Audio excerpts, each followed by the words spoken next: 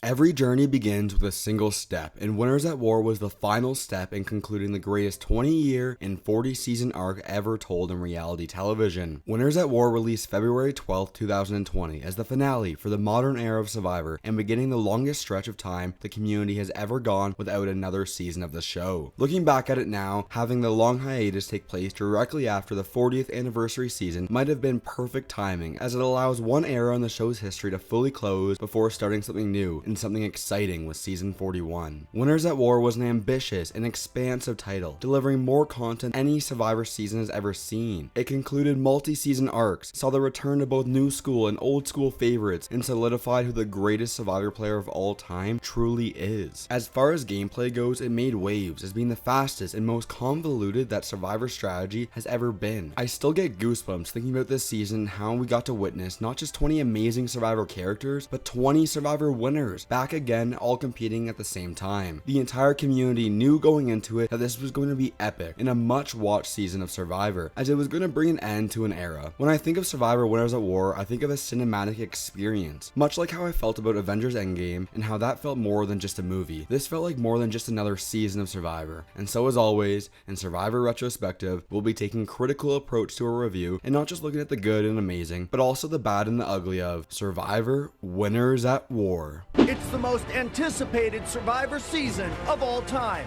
So ladies and gentlemen, welcome back to Survivor Retrospective. I can't believe we are finally here and finished what we set out to accomplish. If there was any video that deserves a like, I think it's this one right here. 40 videos in 40 days building up to the premiere of Survivor Season 41. It was overwhelming to say the least. I'm so happy with how this series turned out. If you're seeing my videos for the first time, I'll have a link in the description containing videos of all 40 Survivor seasons. Also, if you're new to the channel, please consider subscribing, help us reach our goal of 1,000 subscribers. But hey, let's get right into it. 9 days, 20 people, 1 survivor. As I just mentioned, Survivor Winners at War reminds me exactly how I felt about Avengers Endgame. Both of these titles were the concluding chapters and felt like the end of the path that we all started on so many years ago. I view these adventures as epic roller coasters that any true fan should be able to appreciate. However, at the same time, so incredibly flawed. Bear with me for a second as we're gonna get a little deep here. As a cinematic experience, I don't think anything comes as close to being as good as Avengers Endgame, but I think it completely fails when it comes to being a good movie, and the exact same thing can be said here for Survivor Winners at War. This is a season that feels more powerful than anything we had ever seen, but at the same time, it completely fails at delivering a good season of Survivor. It fails at setting up good pacing throughout the entire season and tries to fit way too much in every single episode. We have the main Survivor game being the fastest moving it has ever been. We have 20 characters that have been proven to be compelling television as they are all winners. We have the mini game happening on the Edge of Extinction. We have fire tokens adding yet another layer of duplicity. We have all the advantages added into the game, and we somehow need to fit all of that into 40-minute episodes. I've never loved confusion in the game of Survivor. I've always wanted it to be straightforward,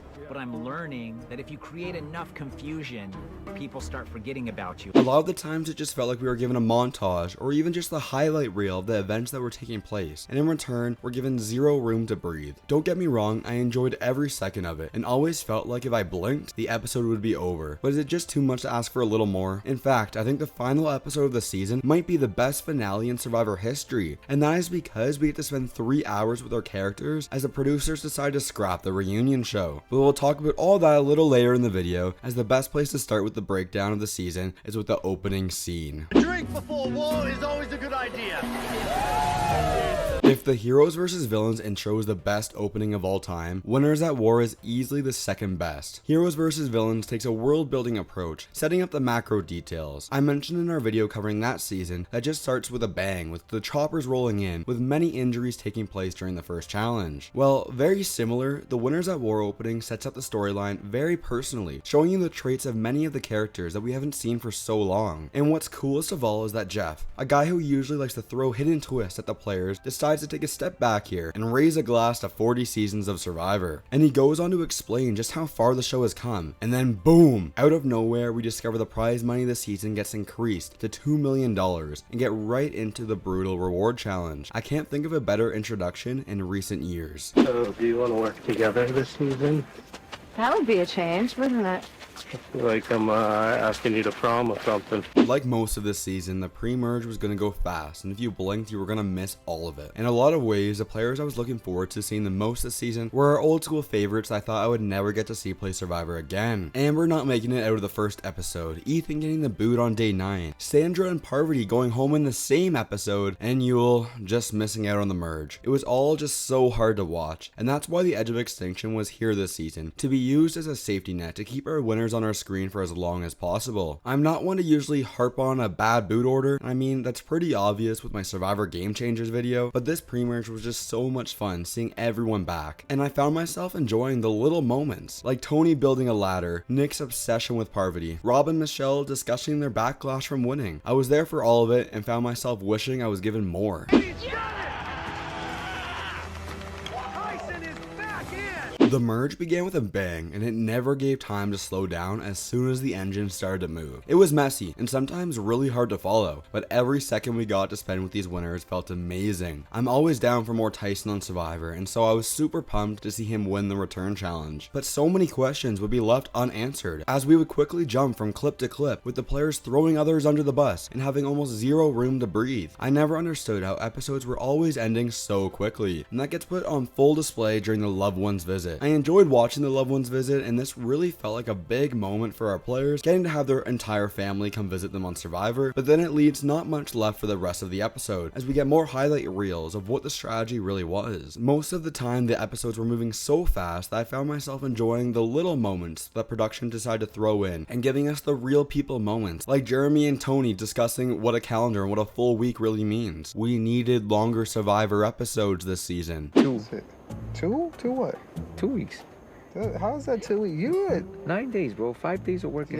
That's not 2 weeks, man. This isn't a work week. And then it was finally time for Tony to come out of the shadows of his spy technology and wreak havoc on our television screens. Our greatest player of all time did everything properly here and played the perfect game, as he was under the radar until it was his time to shine. Outwit, outplay, outlast, Tony was able to do everything that Survivor is all about and executed it to perfection. The hilarious moment discovering the extortion was being played on himself turned into a social move, as he was able to gather the fire tokens. Winning immunity turned someone who had never won immunity in his previous seasons into a physical threat, and blindsiding the biggest threat of the season in a 4-3-2 vote was a fantastic strategic move. The demand is 6 fire tokens.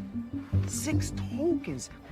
I'll tell you what, man, this in real life, you're doing some prison time. As mentioned earlier, I think the final episode of Survivor Winners at War is the best finale we had ever been given for a Survivor season, and a big part of that has to do with it being a full 3-hour episode of Survivor with no reunion show. So moving into the future, I think we should make this a norm and push the reunion show over onto something like Paramount Plus. Just like the merge episode, we start things out with a bang with the return challenge, and seeing all these Survivor legends compete at once is a true spectacle. Natalie, of course, ends up winning the challenge, but directly afterwards we get an even more powerful moment as the old school Survivor players get to have their final goodbye. And without Winners at War to include a reunion show, I am so thankful we were given this moment from all our players discussing what Survivor meant to them. I may be nitpicking at this point, but a major issue gets highlighted here with how Ben exits the game. These players have already won Survivor, and so to them it was more about enjoying the experience this time instead of worrying about where the destination may lead to. The winner of Survivor Winners at War, Tony. We have Tony win the most dominating game in Survivor history. Michele showing us once again that the social game doesn't translate that well to TV, but nonetheless she was the queen of the social game and playing from the bottom. And then we have Natalie coming full circle from being the first person voted out of the season to making the final tribal council. And I think just like how Natalie was able to come full circle, we need to look at this season with how everything is able to come full circle and enjoy it from that perspective. Every single one of these winners had a bigger picture story being told this season, whether it be the conclusion to the Cops R Us trilogy, Natalie going out just like how Nadia did, Wendell singing about living his life on Ponderosa, or Rob trying to recreate the buddy system. If you look deep enough, it is all there to be enjoyed. Is this a flawed season of Survivor? 100% yes. This might be the worst edited season in Survivor history in terms of pacing, but this is more than just a season of Survivor. This is about bringing together 20 years and 40 seasons of relationships. And just like how this season does such an amazing job on coming full circle, I want to come full circle with the Survivor Retrospective series. I mentioned in my very first video on Survivor Borneo that's a season that is impossible to rank because it was something amazing back in 2000 but simply doesn't hold up today. I think just like Survivor Borneo, this season of Survivor is impossible to rank as well. Although the season itself is messy, at the end of the day, it's just so much fun. Subjectively, it is one of my favorite seasons of all time, but objectively, it has so many problems that just cannot be ignored. With all that said, it makes the most sense to go and rank this season just like how we did 40 days ago with Survivor Borneo. I can't believe, guys, we just did it. 40 Survivor videos in 40 days. Who is excited for Survivor Season 41? Please leave a like on the video and subscribe to the channel with the bell turned on if you want to continue to see Survivor videos from me, as I am not going to be going anywhere. My final rating for Survivor Winners at War is a 7.5 out of 10. The same rating as Survivor Borneo and perfectly balanced as all things should be. B tier.